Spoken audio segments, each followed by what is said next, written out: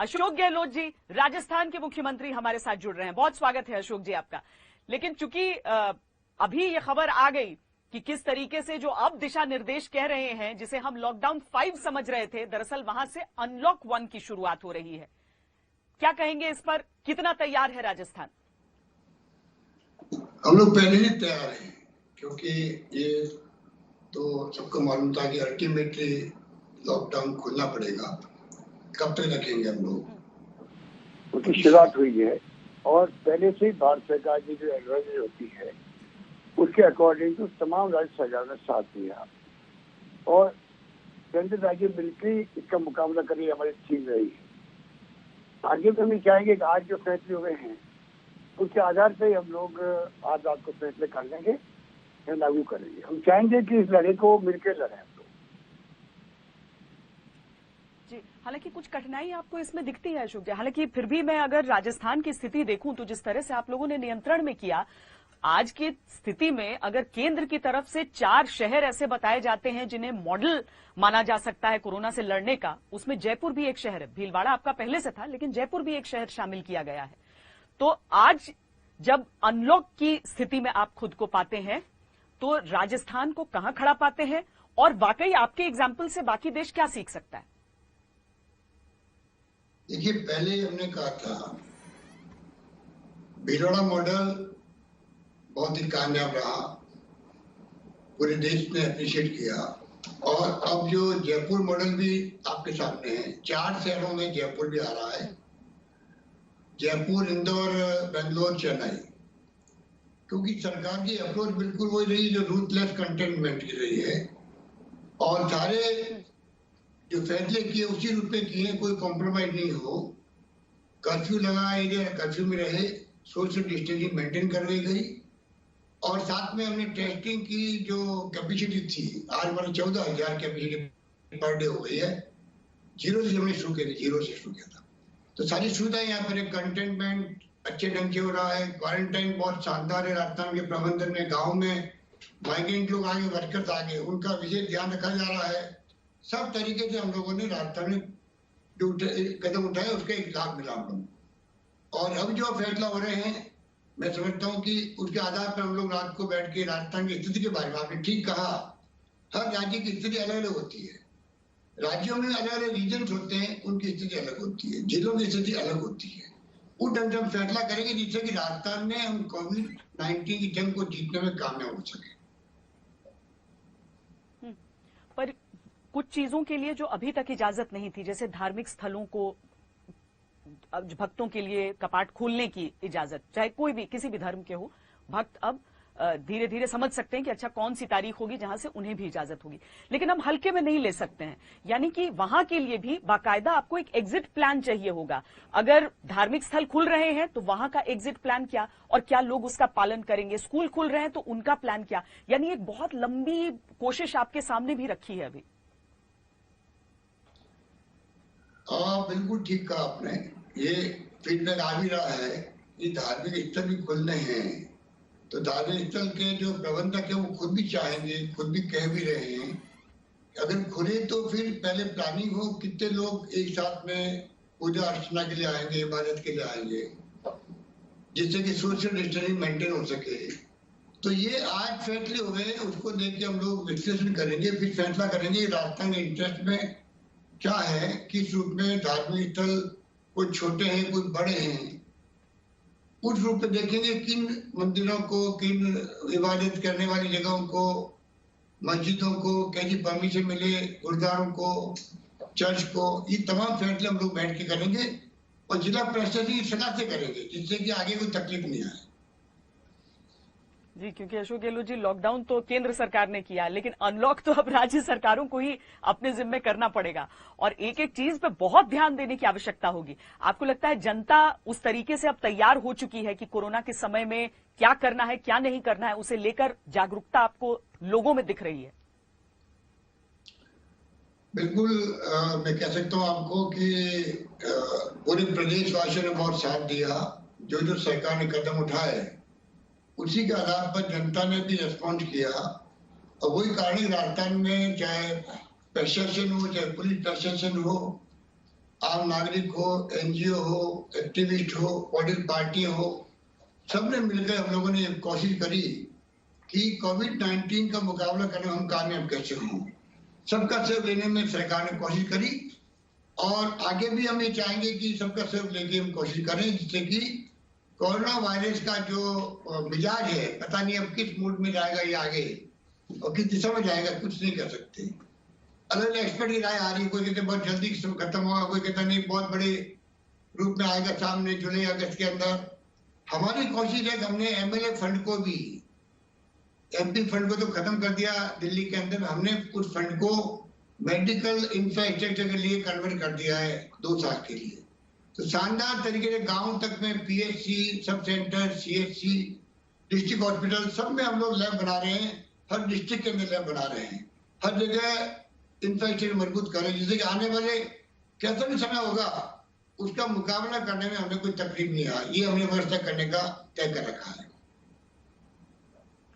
चूंकि आज मोदी सरकार का 1 साल भी पूरा हो रहा है, इसीलिए मैं आपसे राजस्थान के मुख्यमंत्री होने के नाते ये जानना चाहूंगी कि पिछला जो 1 साल बीता है, वैसे तो उससे पहले का भी हल्का सा कुछ महीने, लेकिन जो 1 साल बीता है उसमें राज्य और केंद्र के तालमेल के हिसाब से आप कहां रैंक करेंगे? कैसा परफॉर्म किया है आपके हिसाब से केंद्र सरकार ने? अब राहुल गांधी जी ने कहा था कि पीछे क्या हुआ उसको भूल जाइए, आगे की बात कीजिए कि हमें कैसे, उनकी योजना क्या है वो बताएं, मोदी जी बताएं, उनके लोग बताएं वो चाहते क्या देश के लिए। 1 साल तो मैं समझता हूँ कि कुछ कर नहीं पाए वो, क्योंकि आर्थिक रूप से पहले से हम लोग संकट में थे, कोरोना के पहले से ही। आगाह किया मोदी जी को, इनकी गवर्नमेंट को, कि हम लोग राज्यों में तकलीफ में हैं, जीएसटी का कलेक्शन भी कम हो रहा है, राज्यों में कलेक्शन भी कम हो रहा है, आर्थिक स्थिति अच्छी नहीं है और उसके बगैर हम लोग विकास नहीं कर सकते।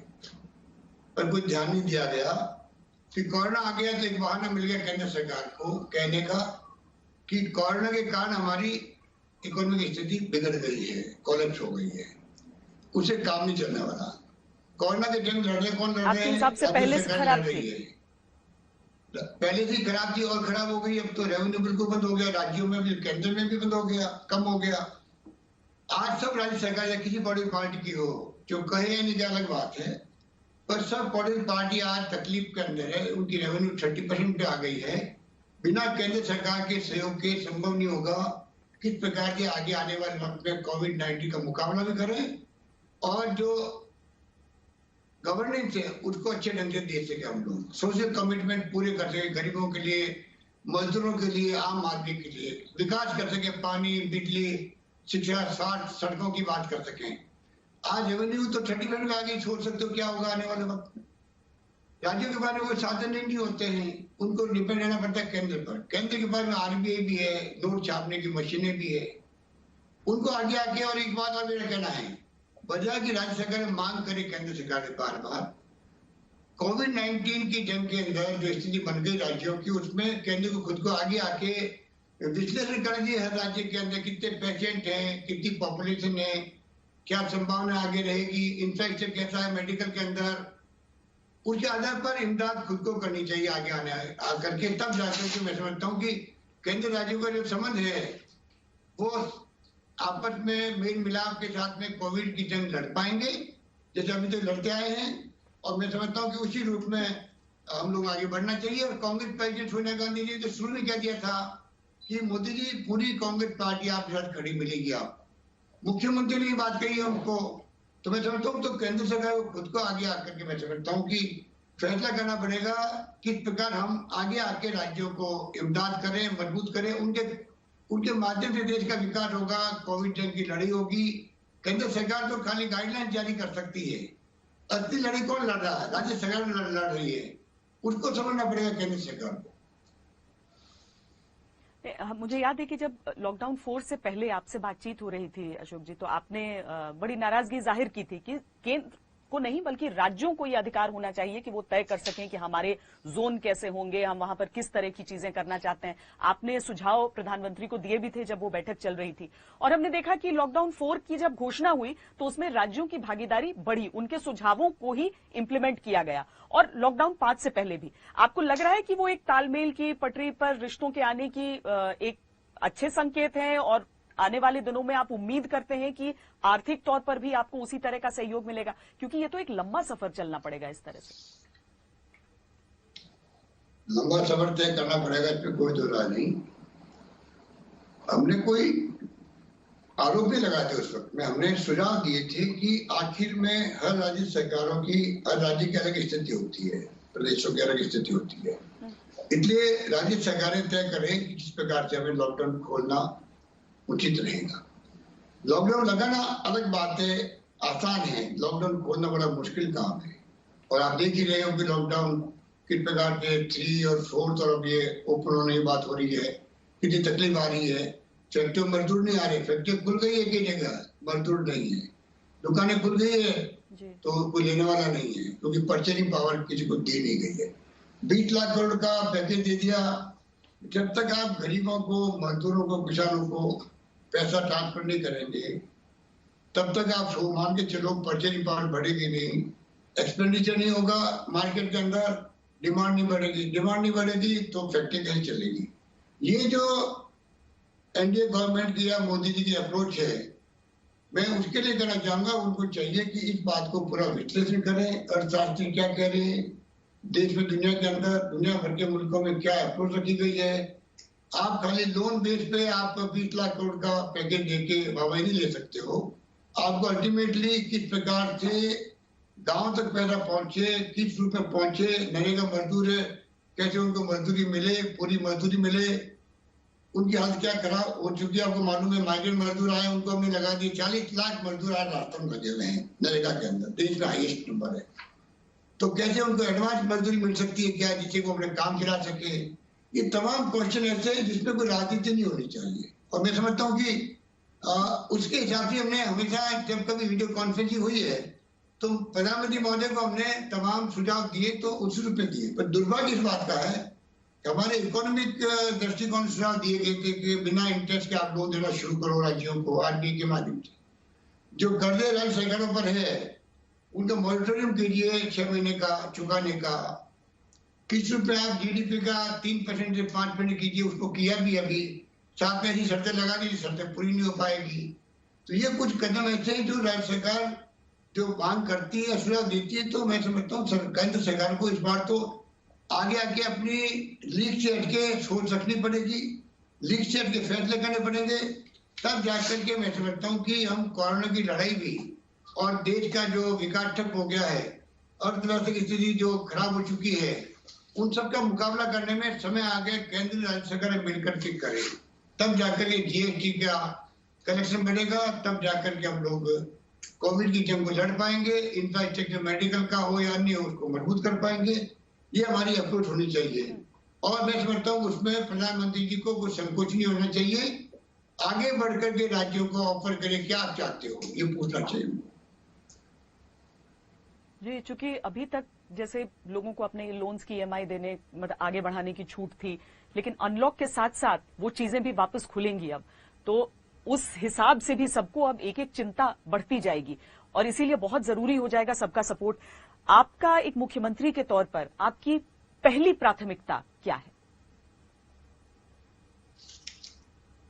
अभी सब मैं समझता हूँ बाकी सब काम होते रहेंगे।